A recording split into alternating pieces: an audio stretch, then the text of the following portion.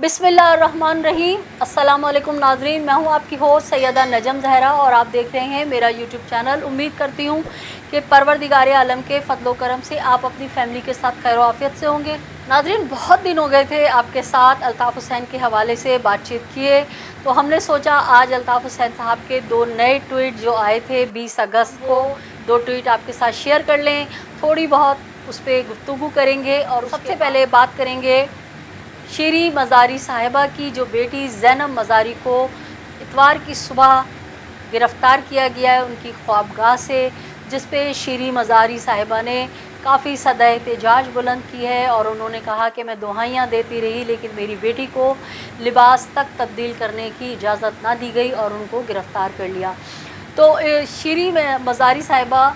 वो लीडर हैं जो कहा जा सकता है कि पीटीआई की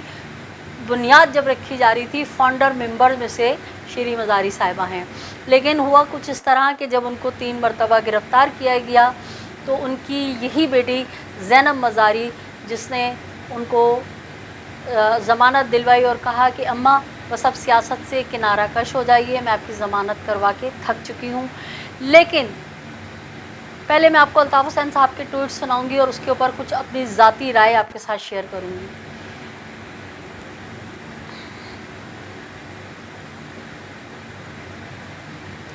अल्ताफ़ हुसैन साहब ने अपने ट्वीट का जो उन्वान रखा है वो है मज़म्मत और मातम। कहते हैं कि इस्लामी जमहूरिया पाकिस्तान में सनाख़ान तक़दीस मशरिक़ के अलमबरदारों और मुहाफ़िज़ों ने ख़वातीन की हुर्मत व तक़द्दुस का इस तरह जनाज़ा निकाला कि कौम की एक बेटी को उसकी ख्वाबगाह में घुसकर इसे लिबास ख्वाबगाही में ही न सिर्फ गिरफ़्तार किया बल्कि उसी लिबास में अदालत में भी पेश किया। न तो गिरफ़्तार करने वालों को कोई शर्म आई और ना ही जज को इस लड़की को ऐसे हाल में देखकर किसी किस्म की नदामत हुई। इस लड़की का नाम ईमान ज़ैनब मज़ारी है। ए ईमान ज़ैनब मज़ारी, मैं तुम्हारे साथ की जाने वाली इस बेहुरमती और तुम्हारी हुर्मत व तक़दीस की पामाली पर शदीद मज़म्मत करने और मातम करने के सिवा फ़िलहाल कुछ करने से कासिर हूँ। ए ईमान ज़ैनब मज़ारी, तुम ईमान के इस आला दर्जे पर हो कि तुमने हज़रत बीबी ज़ैनब सलामुल्लाह अलैह की सुन्नत पर अमल करते हुए पाकिस्तान की यज़ीदी हुकूमत के दरबार में बड़ी बहादुरी का मुज़ाहरा करते हुए कलमा हक़ बुलंद किया और नताइज की परवाह किए बग़ैर ज़ुल्म को ज़ुल्म कहा। तुम्हारी ये क़ुरबानी हरगिज़ रायगा नहीं जाएगी इंशाअल्लाह। ईमान ज़ैनब मज़ारी साहिबा के लिए अल्ताफ़ हुसैन साहब की जो ये मज़म्मत है, जो ये ट्वीट है, हम आपको अक्सर बताते हैं कि अल्ताफ़ हुसैन पाकिस्तान के वाहिद लीडर हैं जो अगर उनका कोई मुखालिफ भी होता है, कोई उनको गालियाँ भी देता है और उस पर अगर कोई कड़ा वक्त आ जाए, कोई बुरा वक्त आ जाए, तो अल्ताफ़ हुसैन साहब अपने साथ किए गए तमाम रवैयों को भुलाकर दिल को साफ़ करके उसके लिए खुलूस नियत से, खुलूस दिल से सदाए एहतजाज बुलंद करते हैं। ये आला ज़रफ़ी है, ये अल्ताफ़ हुसैन साहब की वालदा की दी हुई तरबियत है, ये उनके अच्छे खून की पहचान है। ईमान मज़ारी साहब का कसूर बिलाशुबा बहुत बड़ा होगा कि उन्होंने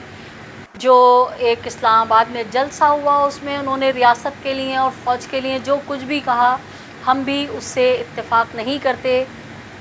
क्योंकि आप जो कुछ भी अमल कर रहे हैं पूरी दुनिया में पाकिस्तान की रुसवाई हो रही है। पूरी दुनिया जो है उस चीज़ को कोट करती है कि पाकिस्तान के शहरी कैसे हैं, अपनी ही फ़ौज के ख़िलाफ़ इस तरह से बातें करते हैं। तो ज़ैनब मज़ारी का मुझे कुछ समझ नहीं आ रहा कि ऐसी कौन सी क़ुव्वत, ऐसी कौन सी जादू की छड़ी आ गई कि ज़ैनब मज़ारी जब तीसरी दफ़ा अपनी वालदा को गिरफ़्तारी के बाद लेके निकली हैं और जब उनकी वालदा ने विक्ट्री दिखाने की कोशिश की है तो बाकायदा ज़ैनब मज़ारी ने उनका हाथ नीचे किया है और कहा है कि अम्मा मैं तुम्हारी ज़मानत करा करा के थक गई हूँ, बस अब बहुत हो गया। कहा तो वो लड़की अपनी माँ को विक्ट्री बनाने नहीं दे रही और मजबूर कर दिया कि वो सियासत से दस्तबरदार हो जाएं, किनारा कशी इख्तियार कर लें। और फिर ऐसा क्या हुआ, कौन सी ऐसी क़ुव्वत उस बच्ची के पीछे आ गई, उस लॉयर के पीछे आ गई कि उसने इस्लामाबाद में बेबांगे दहल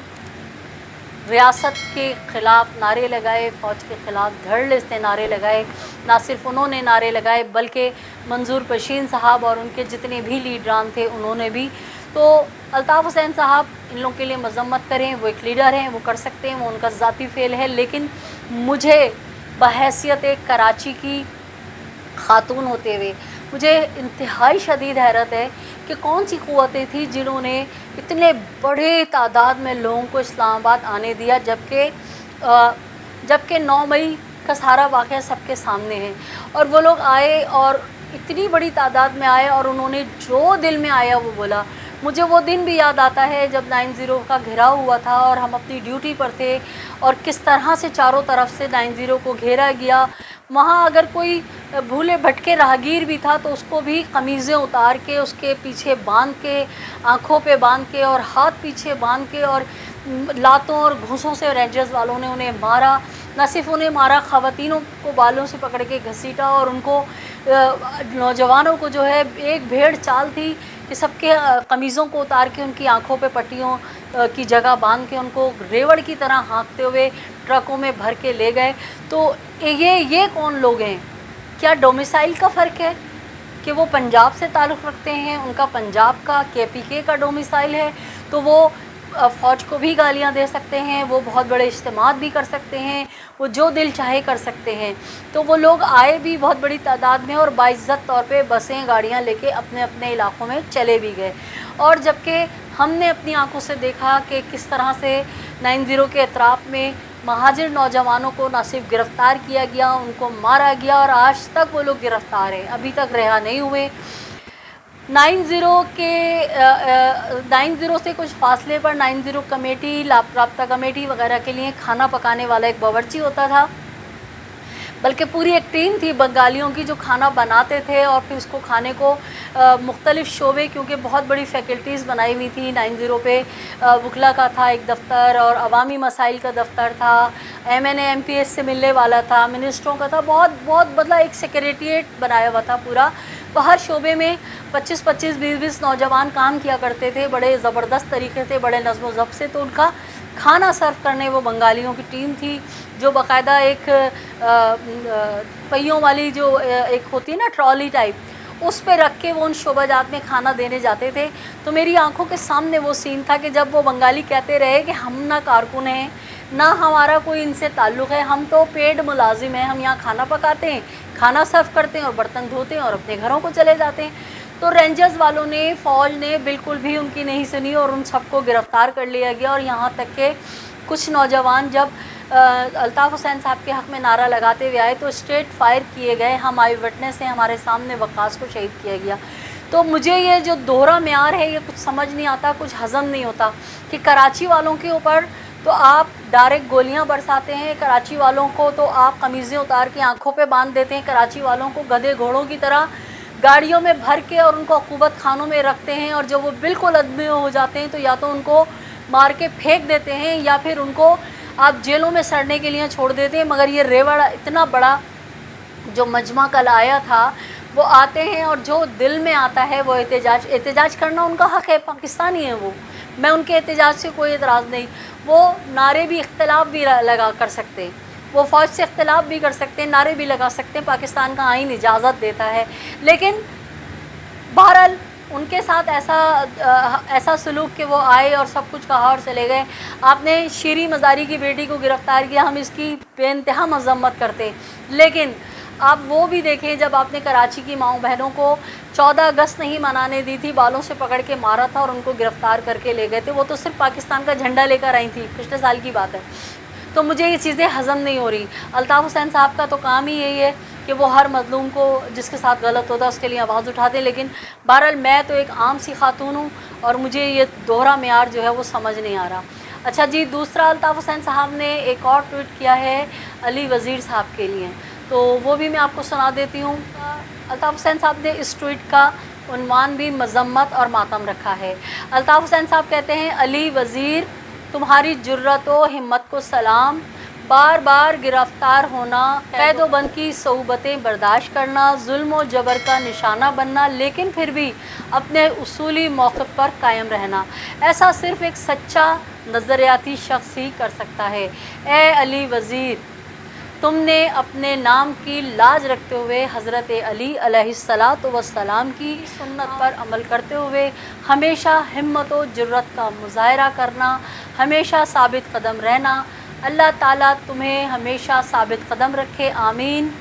ثم آمین۔ ظالم و جابر حکمرانوں، تم اتنا ہی ظلم و جبر کرو جتنا تم برداشت بھی کر سکو، لہٰذا علی وزیر سمیت پشتون تحفظ موومنٹ کے تمام گرفتار شدگان کو فی الفور رہا کرو۔ تو ناظرین، جیسا میں آپ سے بار بار کہتی ہوں کہ الطاف حسین صاحب تو بڑے دل جگر والے آدمی ہیں، بڑا دل گردہ ہے ان کا، جو لوگ ان کو گالیاں دیتے ہیں ان کے لیے کیا کیا نہیں کہتے۔ میں اگر ان کی تھوڑی سی تعریف کر دوں یا میں تھوڑا سا ان کے حق میں بات کر دوں تو میرے کمنٹ میں اتنی گندی باتیں آنے لگتی ہیں کہ بوری بند لاشیں تھیں، بھتہ خور تھے۔ تو میں کہتی ہوں کہ اگر واقعی آپ اتنے ہی دلیر، اتنے الطاف حسین صاحب کی بوری بند لاشیں، بھتہ نظر آ رہا ہے تو میرے بھائی، اندرون سندھ میں، اندرون پنجاب میں لوگوں نے نجی جیلیں بنائی ہوئی ہیں جن میں زنجیروں سے جکڑ کے انسانوں کو رکھا ہے، بھٹا مزدوروں کو رکھا ہے کہ کسی کے دادا پردادا نے اگر 100-200 روپے کسی وڈیرے جاگیردار سے ادھار لیے تھے تو 76 سال پاکستان بننے کو ہو گئے اور وہ آج تک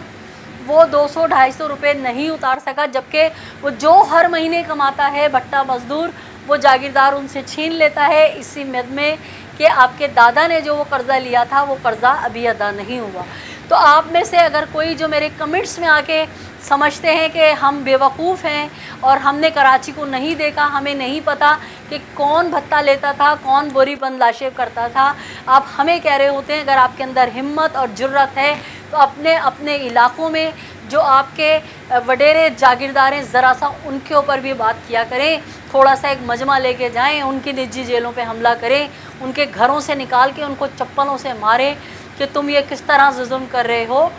تو بجائے الطاف حسین پہ بولنے کے، کیونکہ زبان جو ہے نا اس میں ہڈی نہیں ہوتی، اس کو ہلانا بہت آسان ہوتا ہے۔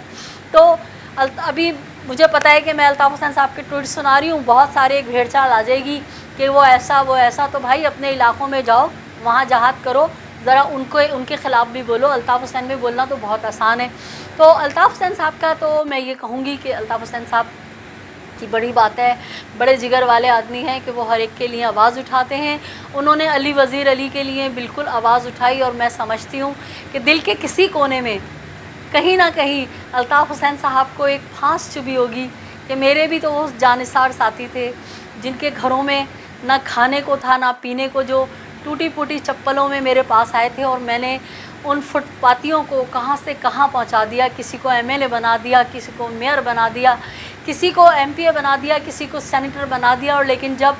میرے نظریے، میرے اصولوں پہ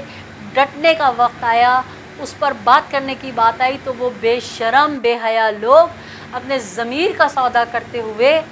اپنے ضمیر کا سودا کرتے ہوئے بک گئے اور مائنس الطاف کرنے پہ راضی ہو گئے۔ لیکن واقعی سلام بنتا ہے ایمان زینب مزاری کو، اور سلام بنتا ہے علی وزیر علی کو، منظور پشین کو، جو اپنے نظریے سے، اپنے قوم سے، اپنے کوس سے وفادار ہیں۔ تمام تر سختیوں، مصائب کے باوجود وہ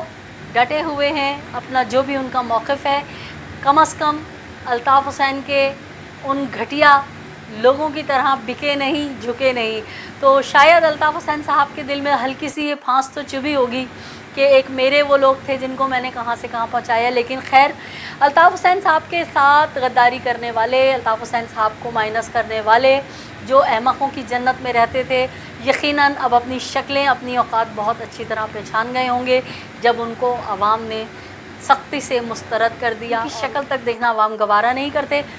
تو ناظرین، امید کرتی ہوں کہ الطاف حسین صاحب کا جو یہ میں نے ٹویٹ آپ کو پڑھ کے سنائے، اور چھوٹا سا اس پہ میں نے اپنا تبصرہ کیا ہے، کچھ میں نے اپنے شہر کا دکھ آپ کے ساتھ شیئر کیا ہے کہ میرے شہر کے ساتھ کیا ہوا، اور دیگر لوگوں کے ساتھ کیا ہو رہا ہے، کیا فرق ہمارے ساتھ رکھا جاتا ہے، کس طرح سے ستیلوں جیسا سلوک کیا جاتا ہے، وہ میں نے آپ کے ساتھ شیئر کیا۔ یقیناً آپ کے بھی یہی جذبات ہوں گے، جو کراچی میں بستے ہیں، جو سندھ میں بستے ہیں، ان کے بھی یہی جذبات ہوں گے۔ تو آخر میں اپنے ان بہن بھائیوں سے گزارش جنہوں نے اب تک میرے چینل کو سبسکرائب نہیں کیا ہے، میرے چینل کو سبسکرائب کیجئے، لائک کیجئے، کمنٹ کیجئے اور شیئر کیجئے۔ اپنے اطراف میں بسنے والوں کا بہت خیال رکھیں، خوشیاں بانٹیں، خوشیاں سمیٹیں، ظالم سے نفرت کیجئے، مظلوم کا ساتھ دیجئے۔ اللہ نگہبان، پاکستان زندہ باد۔